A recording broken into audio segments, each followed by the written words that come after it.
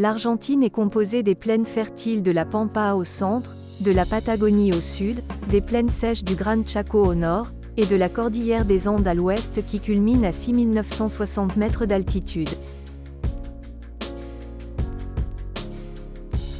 C'est dans ce pays que l'histoire du criollo argentin, intimement liée à celle des autres types de criollo, commence. En 1535, lors de la conquête du Nouveau Monde, une centaine de chevaux sont amenés par Don Pedro Mendoza, fondateur de la ville de Buenos Aires. En décembre 1536, quand les Quérandis détruiront les défenses de la ville de Buenos Aires et y mettront le feu, Don Pedro Mendoza, découragé et très malade, décide d'embarquer pour l'Espagne le 22 avril 1537, en laissant derrière lui ses chevaux. Abandonnés, les chevaux parviendront sans mal à survivre et à se reproduire, grâce aux conditions de l'habitat naturel de la Pampa. Pendant 4 siècles, le criollo argentin a évolué, en totale liberté, dans les plaines de l'Argentine.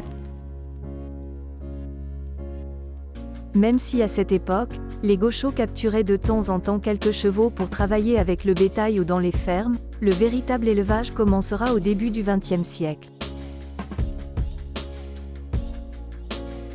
Le criollo argentin est le descendant des chevaux barbes, baguioles et andalous, aujourd'hui appelés lusitaniens et pure race espagnole. L'utilisation du pur sang a été abandonnée, car son influence a été très négative, jusqu'à menacer la race d'extinction. Le criollo argentin, qui ressemble à son ancêtre le cheval barbe, n'est pas très grand, mais sa morphologie est parfaitement adaptée aux besoins des gauchos. Il est considéré en Amérique du Sud comme le cheval idéal pour travailler avec le bétail.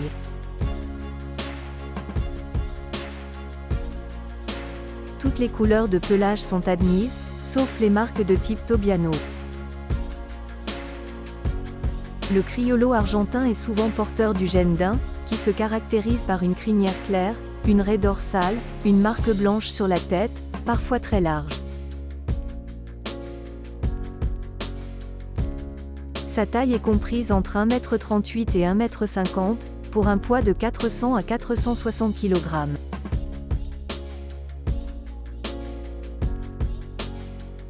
D'un caractère dynamique, le criollo argentin, qui se contente de peu de nourriture, est énergique, courageux et extrêmement endurant.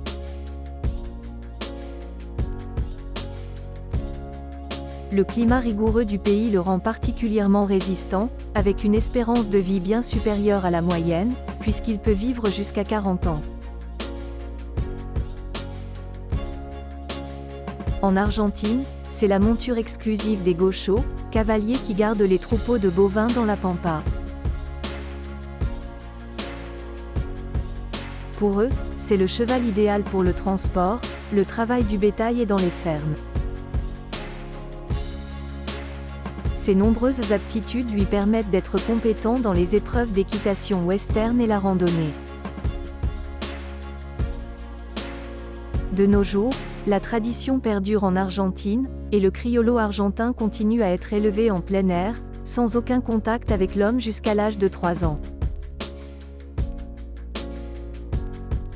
L'Associación Criador de Caballos Criollos a été fondée à Buenos Aires le 16 juin 1923, par un groupe de 40 éleveurs.